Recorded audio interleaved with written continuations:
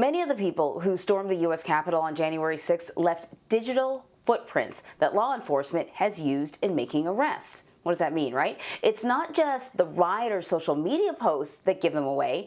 Data collected by smartphone apps offer comprehensive surveillance of the movements of thousands of people that day. So the New York Times opinion section got a hold of a trove of data with 100,000 location pings, leading them right to rioters from all over the country. And we are joined now by the co-author of that article, Stuart A. Thompson, is a writer and editor for the New York Times opinion section. So Stuart, thank you very much for joining us.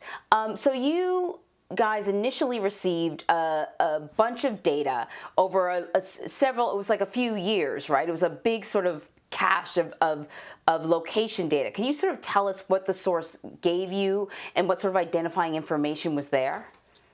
Yeah, so we've basically done two big stories on this type of information. So one we did last year, and it was over several months, and covered basically the whole country, many different cities. And we found celebrities, we found politicians, we found just everyday Americans living their lives. And the data is really granular. So you can see when they go to work and when they go home and where they sleep at night and so on. And now this new data set we got just a couple of weeks ago for this incident in Washington shows people moving from the rally to the Capitol building, and you can see the events unfold from an entirely different perspective, which is from the sky, basically. The little cell phone pings track where people move using apps on their cell phones, and it's pretty revealing information, and you can track them back to their home, if they drove in from a different state or came from a different location.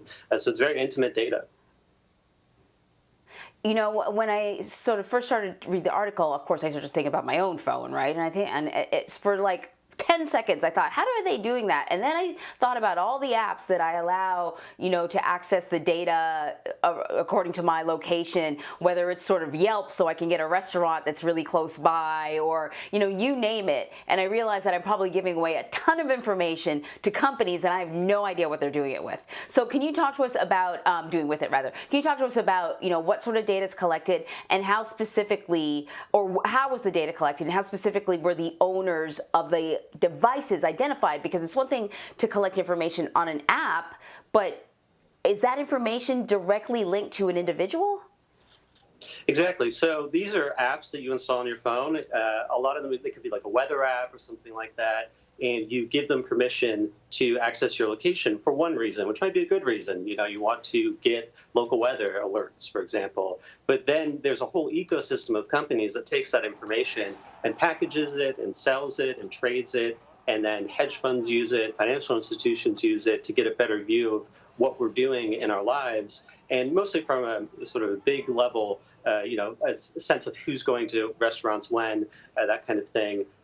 But yeah, it is traded and shared, and the data doesn't contain emails or phone numbers or things like that. So the industry describes it as anonymous, but it's really easy to tie back these anonymous pings back to who you really are. So that could be where you live, and there's a bunch of pings sort of coming from your house, or it could be other information. So the data we got this time includes an ad ID, which is supposed to be anonymous. That's how it's described by the companies who created it. But we can tie that to other databases that also have the ad ID and then have names and addresses and phone numbers contained in those data sets. You merge those all together and you have a very intimate picture of someone's life.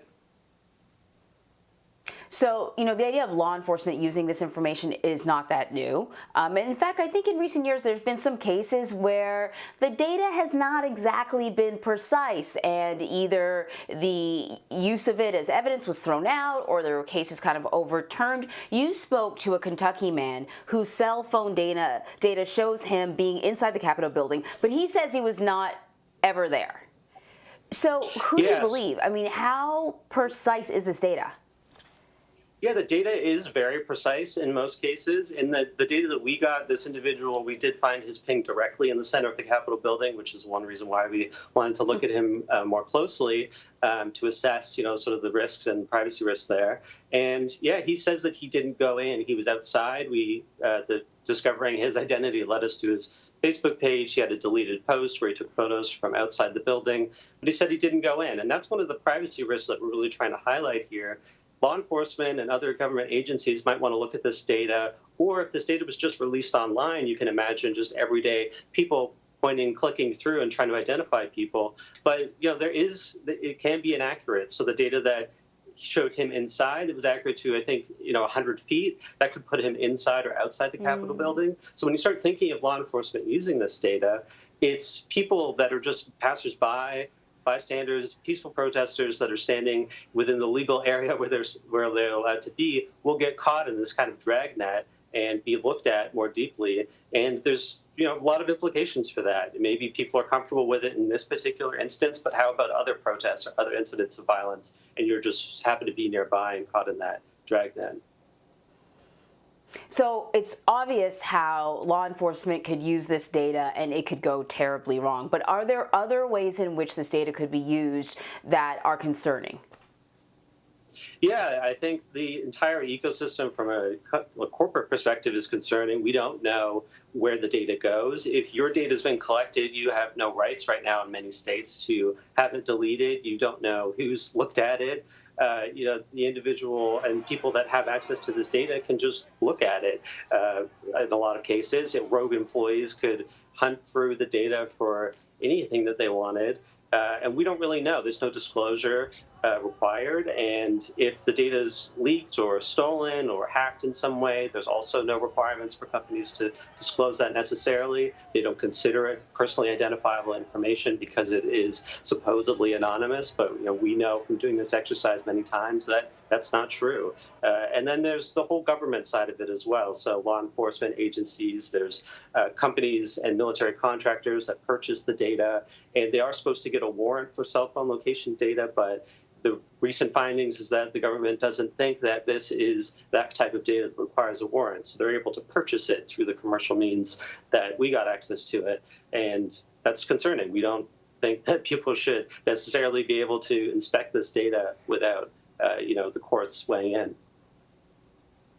It is very concerning. You got me looking at my apps right now, trying to figure out what I got to delete.